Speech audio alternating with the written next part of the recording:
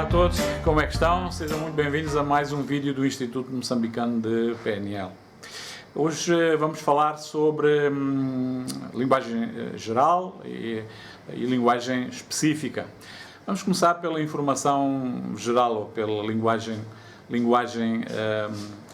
geral. Não? Senhor, quem acha que tem razão? Bom, partindo do pressuposto de que ouvi dizer, não tenho certeza, e pela perícia aqui que nos foi apresentada pelas instituições judiciais e policiais vocacionadas no nosso país, também pela veracidade do caso, pela raridade também em que se encontramos neste caso, não é? Você é estudante assim? Está a enrolar muito, pai. Não, calma, seu pai. Coisas não, devem pai. ser... Não, pai, mas assim, tipo, não, tipo... Jogo, tá vendo? Sim ou não? Tipo, quem tem razão? Eu ou ele? Tipo, assim. Apraz-me dizer que o senhor prevaricador da ação, neste caso o sujeito... Não, sujeito não. Ou seja, nesse caso... Não está limite mesmo. Tá falando Peço que desculpa, tem senhor Martins, acalma. Não, ele está chamando de suja aqui. Quem é Não, suja? não é suja, Você alguma vez foi na minha casa, me viste de suja? Que o senhor Martins, legalmente, juridicamente falando, policialmente comentando, acaba por ter razão, está inibado de qualquer acusação. Obrigado. Não, ouviste a pessoa que estudou. Como acabamos de ver, há sempre pessoas que têm uma certa tendência para ser muito vagos, muito geral, têm até uma certa dificuldade em dizer algo específico e concreto. Mas também há pessoas que têm muita tendência a ser muito específicos, dão detalhes de tudo e mais alguma coisa, mesmo daquilo que é irrelevante, não é? Muitas vezes. Bom, então, como é que sabemos que um tipo de linguagem é geral? Bom, há certos tipos de palavras que são de forma geral muito gerais, não é? E algumas delas são, por exemplo, os verbos, não é? Por exemplo, se alguém me diz que ficou magoado, bom, eu realmente não sei se a pessoa caiu e magoou-se ou cair, se alguém lhe disse alguma coisa que a pessoa não gostou e que de alguma forma possa ter sido ofensiva, ou se alguém lhe deu um murro na cara, não é? Portanto, existe ainda um outro tipo de palavras que são as nominalizações, normalmente os valores são nominalizações, coisas como amor, paz, segurança, beleza. As nominalizações muitas vezes também resultam da transformação de verbos em substantivos, não é? Por exemplo, amar deu em amor, gerir deu em gestão, comunicar deu em comunicação.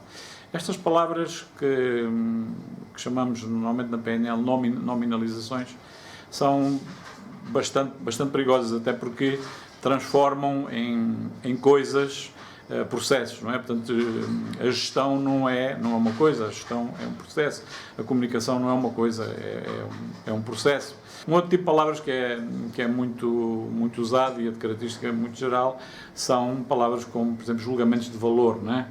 Quando alguém diz que um produto não tem qualidade, ou que tal pessoa é pouco inteligente, ou que uma pessoa é má, ou é ruim, ou não presta, não é? Ou pelo contrário, quando dizemos que alguém é uma pessoa excepcional, é uma maravilha, não é? Tudo isso são julgamentos de valor. E essas palavras são muito inespecíficas, são muito gerais, porque para já nós não sabemos de onde é que vem essa afirmação. Se alguém diz que, sei lá, o Manuel é muito inteligente, quem é que chegou a essa conclusão? E também é importante saber como é que se chegou a essa conclusão, qual é que é o critério com o qual avaliamos a inteligência ou a estupidez de alguém, não é? Bom, então já sabemos o que é informação geral, vimos também no caso do assassinato do cabrito, não é? O que é informação geral, informação vaga, inespecífica, ou aquilo que chamamos abrangente ou abstrata. Há vários nomes para designar esse tipo de linguagem. E eu queria ver agora convosco quais são as vantagens desse tipo de linguagem. Se nós, seres humanos, usamos esse tipo de linguagem, porque é que usamos? Qual é a vantagem em utilizar esse tipo de linguagem? E a primeira vantagem é clara, não é? Nas nossas conversações, nas nossas conversas do dia a dia, não vale a pena estar a entrar em muitos detalhes, não é? Bom, e quais são as outras vantagens da linguagem vaga, linguagem geral? Bom, uma delas é, por exemplo, modificar certos estados. Um deles pode ser, por exemplo, criar interesse, criar curiosidade. Imaginem que alguém é um chefe de cozinha que nos vai ensinar como cozinhar, por exemplo, uma feijoada, não é? Então, o chefe, mestre Cuca, pode dizer, bom, eu vou revelar agora a seguir o grande segredo de como fazer uma feijoada excepcional, não é? Isto é um segredo muito bem guardado que poucas pessoas conhecem, mas que eu vou revelar já a seguir, não é? Então, tudo isto é, de forma geral, muito geral, como o próprio nome indica, mas o facto é que desperta a nossa atenção, desperta a nossa curiosidade. Todos nós gostamos de segredos, não é? Outra coisa que podemos fazer também com a linguagem geral é motivar as pessoas. Voltando ao exemplo do nosso chefe de cozinha, se o nosso chefe de cozinha disser que, bom, e quando vocês ficarem a saber fazer este prato, não é? Vocês vão ter muito sucesso, vão ter imenso sucesso nas vossas atividades culinárias e as pessoas vão vos elogiar imenso, não é? Então, o que o chefe está a fazer realmente é motivar-nos, apelando para alguns valores como o sucesso, não é? E que mais utilidades é que pode ter a linguagem geral? Bom, às vezes há coisas que nós não podemos dizer, porque pode ser comprometedor, não é? Isso acontece muitas vezes na área política, não é? Às vezes fazem uma conferência de imprensa, fazem uma pergunta ao político e muitas vezes ele responde, bom, iremos fazer todos os possíveis de forma a que num prazo adequado nós consigamos corresponder aos anseios da população. Não é? O que é que isto diz? Praticamente não diz nada. Bom, e quais são as vantagens da linguagem vaga, da linguagem abstrata? Uma delas é bastante clara, não é? A comunicação não é uma coisa fácil e um dos problemas que temos na comunicação é que as palavras têm diferentes interpretações. Então, quando usamos palavras que são realmente muito abstratas, muito gerais, a interpretação depende muito de pessoa para pessoa, né? Então, muitos dos problemas de comunicação são criados pelas diferentes interpretações das palavras e quanto mais vagas, mais gerais elas são, mais fácil é haver confusão. Bom, então como é que nós vamos obter informação específica, detalhada, concreta, sensorial, como nós lhe queiramos chamar, não? Primeiro temos de saber o que é que queremos dizer com sensorial, o que é algo que é sensorial. Bom, linguagem específica é aquilo que chamamos de linguagem tangível, é observável, é algo que podemos ver, ouvir ou sentir, não é? Sempre falamos de imagens, de sons, sensações, cheiros, estamos a usar a linguagem específica. Se algo não é tangível, se não é observável, então não é específico. Temos aqui alguns exemplos de informação específica que, como podem ver, não dá asa a nenhuma confusão, quer dizer, é tudo tão específico, tão concreto que garante que o nosso objetivo é atingido.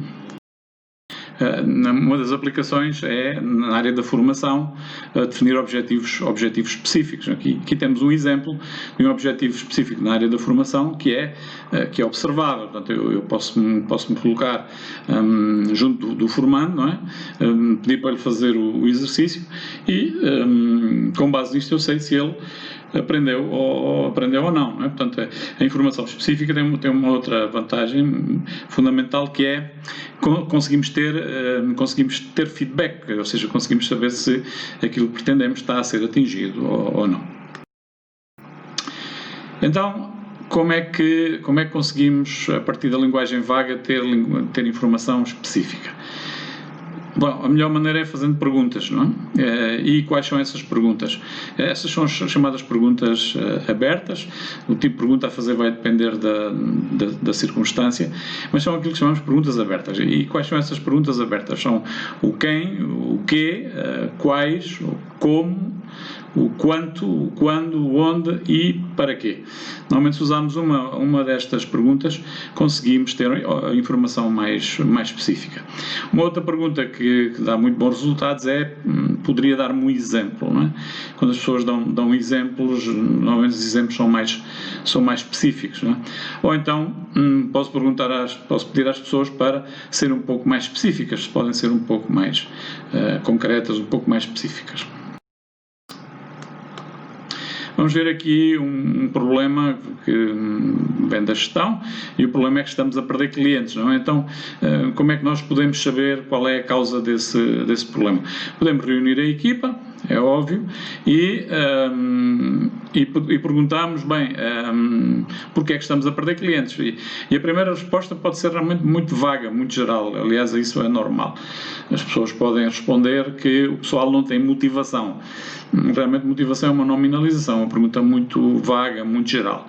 Mas se continuarmos a fazer perguntas, podemos perguntar, por exemplo, o que é que está a fazer com que fiquem desmotivados, não é? Desmotivados, que é já um verbo já é mais específico que uma nominalização. Podemos ainda assim receber alguma informação vaga, não é? As pessoas podem dizer, bom, porque há falta de respeito, não é? Que é um julgamento de valor ou falta de índice referencial. O que quer dizer respeito num caso concreto destes? Não sabemos, não é? Podemos até pensar que sabemos, mas na realidade não sabemos, não é? Mas se continuarmos a fazer perguntas, podemos perguntar, ok, então, mas quem é que não está a respeitar quem? Quando diz que não há respeito, pode ser um pouco mais específico, pode ser mais concreto, pode-me dar um exemplo, e nessa continuidade de fazer perguntas podemos já obter alguma informação que é mais concreta, mais específica, mais observável. Por exemplo, as pessoas podem dizer que o supervisor levanta a voz, grita e ameaça com despedimento dos funcionários que sempre que estes fazem algo que ele não gosta, e ainda por cima faz isso à frente de toda a gente, não é? Portanto, isto já é uma informação concreta ou específica, nós já podemos observar, não é? Podemos ver se realmente a pessoa grita e levanta a voz na presença dos outros, podemos também falar com o supervisor, ouvir o ponto de vista deste, observar o comportamento deste, não é?